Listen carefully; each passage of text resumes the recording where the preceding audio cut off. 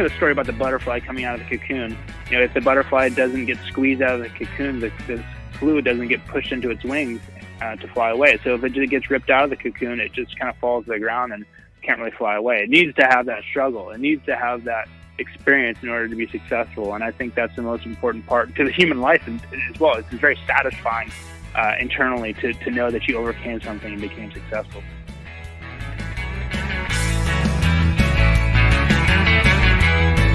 From MJBulls Media, it's the Raising Cannabis Capital Show.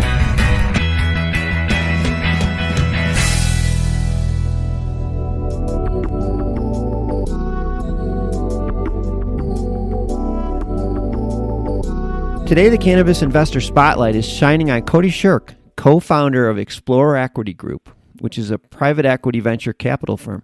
Cody, welcome to the MJBulls podcast. Thanks, Dan. Really excited to be here. I got to start right with this. You started your career as a firefighter. How does somebody transition from being a firefighter to being an international investor? Yeah, man. On one hand, it's a kind of fun story to tell, but on the other hand, it's really frustrating because in general, people, you're a firefighter, you don't know anything, you didn't, grow up in the world of finance. So it's kind of this mixed emotions for me. But the basic story is my dad was a firefighter. Out of college, I became a firefighter, as most people follow their parents' footsteps. And when I became a firefighter, I kind of started to connect the dots of how do you become more successful? How do you take it to the next step? And I learned very quickly that if I worked as much as possible, which means did as much overtime as possible, I could become an accredited investor, and then I could do these private deals and all types of different industries. And that's what I did. And I lost a lot of money in the very beginning and made a lot of mistakes, but I got an MBA in hard knocks and making those mistakes. At the same time, I was a firefighter too. I was working on an ALS rig, which is basically means we were providing advanced life support to patients that went through all types of emergencies. And one of the very common things was drug overdoses. And I was seeing all these different drugs and how nasty they are. And obviously we ran into cannabis all the time, and it was nothing. It was more innocent than alcohol. It created no problem. So through this whole process of being a firefighter and investing and learning a lot of things along the way, and my experience with cannabis, ran across this industry and said, oh my gosh, this is something that's so compelling. There's no way I cannot focus on this eventually. Oh yeah. You're not alone. Obviously, a lot of people are moving into this direction, but before you got to cannabis, you got to tell our listeners about the Explorer partnership, because I'm telling you, this is one of the coolest ideas. If I would have thought about this out of college, I would have been right with you.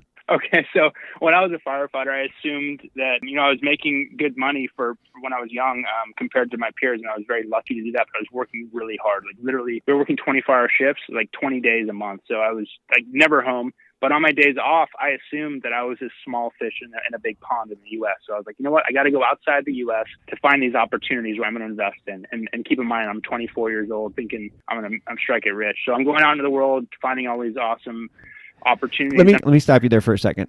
You're leaving out a big part of this that you're not telling our listeners, but you're also a surfer. So you're going on these, you might be looking for investment opportunities, but you're looking for waves. Yeah, that's the second part. I usually don't tell anybody because like, oh, you're a surfer bum. And I'm like, yeah, okay. So anyways, I try to never visit the same place twice because I'm naturally curious. So I go around the world looking for these waves. And I know that real estate in front of waves for surfers is almost priceless. Surfers are like a cult, and they'll pay any amount of money to surf a great wave.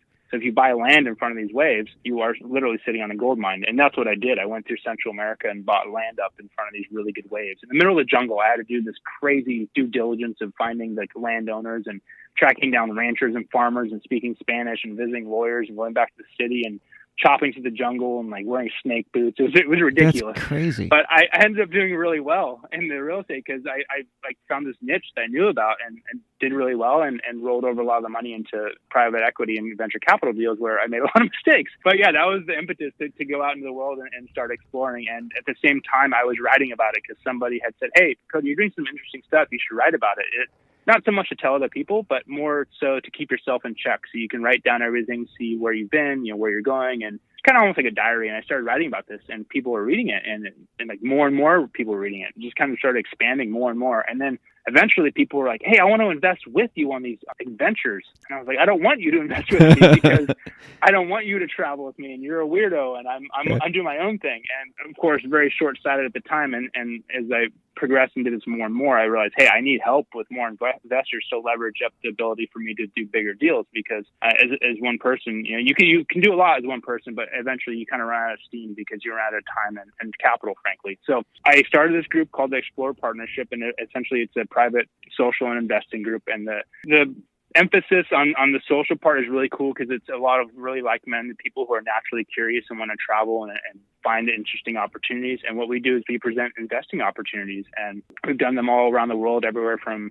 Ukraine to Colombia to Hong Kong to London. I mean, literally everywhere. And one of the areas got really focused on several years ago was with cannabis. And it's just so compelling for us that we were touring cannabis grows in multiple different countries, finding different companies, and just all kinds of crazy stuff. So I know there's a lot there, but that's the basic transformation of how I got to where I am now. Right. So that private investing syndicate you put together really just took off so much. Was that the genesis for Explore Equity Group? Yeah. So what we were doing is we were forming SPVs.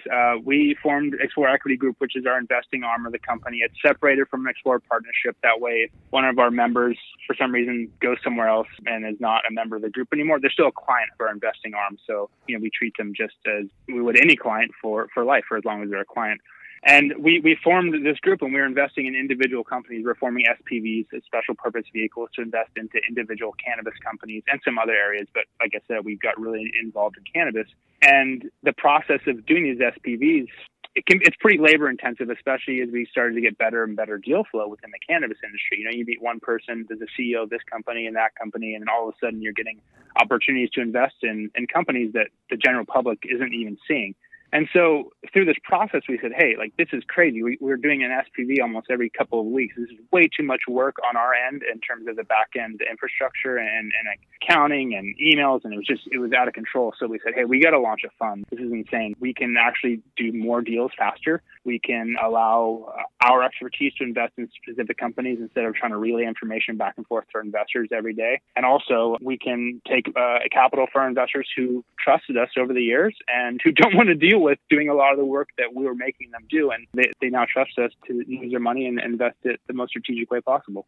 I just think that's so cool how it just kind of rolled into from one great idea to the next great idea. It's just it just seems like everything's just sort of fell into place for you. Let's talk. Yeah, it might seem that way. But looking back, man, there were so many speed bumps and mistakes and just pains that we went through. And on the outside, it may look like a calm sea, but underneath, what's that joke? The duck looks super calm on top of the water, but underneath the legs are just paddling like crazy. All frantic. And that's basically the story. And for sure, we've matured and grown, and we're on a very good track now. But it certainly hasn't been without its struggles and difficulties. Well, you need to get banged up a little bit to get the street credibility, and you certainly have earned that one. Let's talk a little bit about Explore Equity Group. I know you invest in other sectors, but it's focusing on cannabis.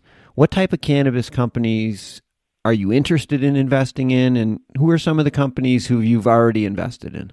Yeah, so first, some of the companies invested in Kush Bottles, now Kushco, 1906 Edibles out of Colorado, Prohibited, and a variety of others that people have probably heard of. So we don't mind touching a plant. A lot of people say, hey, touching a plant's really risky. We don't mind touching a plant, so we're pretty much industry agnostic. Obviously, the ancillary services and the picks and shovels companies are very attractive, but we also see value in brands that are touching the plant. The only thing we try to avoid is investing in cannabis grows where people are making money specifically from selling cannabis. Now, if it's vertically integrated, we'll look at it, but we generally believe that the cannabis is a commodity, just like corn or wheat or whatever. So it's probably a race to the bottom on the pricing, and we don't want to get stuck in there. We want to be investing in companies that have a great brand, a great service, a great technology or patent, or anything that's really defensible for years to come. We're looking for those types of opportunities. Okay. You probably see a lot of deals. Oh, yeah, a lot. So too many.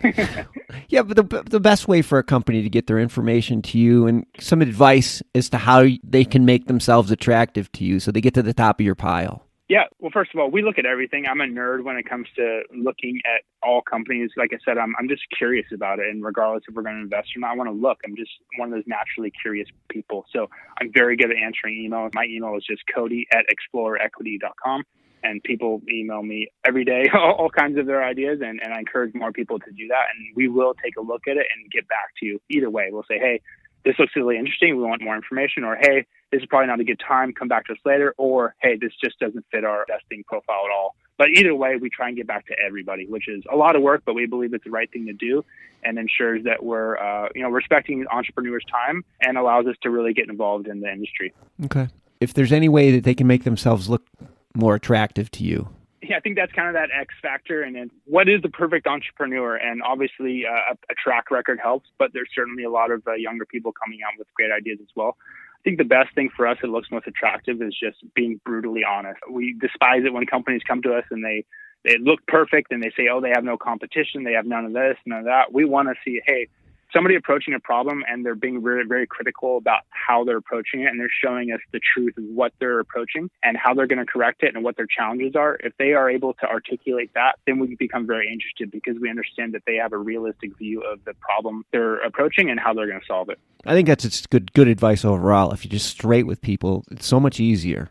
I mean, investors in general, they're sold to every day and, you get jaded getting sold to. So when you hear somebody just make this flowery story that has no downside or no risk, you immediately call BS on it because it probably is BS. Right. It's a fresh, it's fresh to see somebody come to you and show you their idea, but also identify the problems and articulate why they need capital or help to overcome those problems. That's when it becomes much more believable and go, oh, this is something that's actually investable. Yeah. All right, that was really good advice. Let's switch from the entrepreneur to the investor. So with all the traveling that you do, I'm sure there's a lot of people outside the United States who are interested in investing in the U.S. cannabis market. Yeah, there are a lot. And I think, I know this, the cannabis obviously is a hot trend in the U.S. right now, and most people know about it. But from the outside world, people don't know the actual laws of what's going on in the U.S., meaning state by state. Laws are changing every day, difference between the U.S. and Canada. I mean, you go to some parts of Eastern Europe and they don't really understand the difference between U.S. and Canada, just like we don't understand a lot of the countries over there. Sure. So there's a lot of very interested investors saying, wow, this is a massive market that is literally being unlocked right now. How do we get in? And the U.S. and Canada in particular are really leading the way in terms of a formalized, legitimate way to invest. And there's going to be a flood of money coming in, but it's going to take its time. And there's going to be a lot of skeptical investors from the outside of the U.S. just because they don't know. And that's part of our job and the industry's job is to educate everybody about what's going on in a way that is clear, concise, and legal all the way as well. Do you work with investors outside of the United States and Canada? Yes, actually, probably currently about 30 to 40% of our investors are outside of the U.S. and Canada. So we're talking about from Asia to Europe and even into Latin America. So yes, we work with all kinds of investors. This rolls me right into my next question. If somebody wants to work with you guys and wants to invest in your funds, what are some of the criteria that they'd have to conform to? I mean, we don't really have criteria in the sense that we're not going to not allow people to invest, obviously, any fund or somebody's investing is going to take money from any investor. I shouldn't say any, but we're looking for people that believe in what we're doing and believe in our long-term vision and also understand that we are in this for a long time. We want to be partners with our investors because if they make money, we're going to make money. Mm-hmm. If they don't make money, we don't make money. So this is very much a partnership and for the long term. So we want to ensure that we shake hands with our investors, meet them face to face. We travel to meet them. We want to make this a long-term thing so we can all be successful together. And if they wanted to get in touch with you, same way, right, to Cody? Or just... Yeah, CodyExploreEquity.com or just go to exploreequity.com and you can find all the information or just search my name online. You can just send smoke signals and I'll find out who you are and we'll get in contact. Well, we've been speaking with Cody Shirk from Explore Equity Group, and all of their information will also be on the MJBulls website. So, well, Cody, thanks for being on the MJBulls podcast. Hey, Dan, thank you so much, and thanks for what you're doing for this industry. I will say this industry does need to be cleaned up, and nobody wants to hear that, but that's the truth, and that's what we need is we need more people sharing information about what's going on so it can be clear and transparent and move forward in a legal and the right way. Well, I appreciate you saying that, but thank you for making that transition from, although being a firefighter is very important. It's very important. I don't want to undermine that, but what you're doing right now, you're going to be changing the world. So this is good. Well, Keep it up. I hope we all do. I hope we all do. Thanks a lot,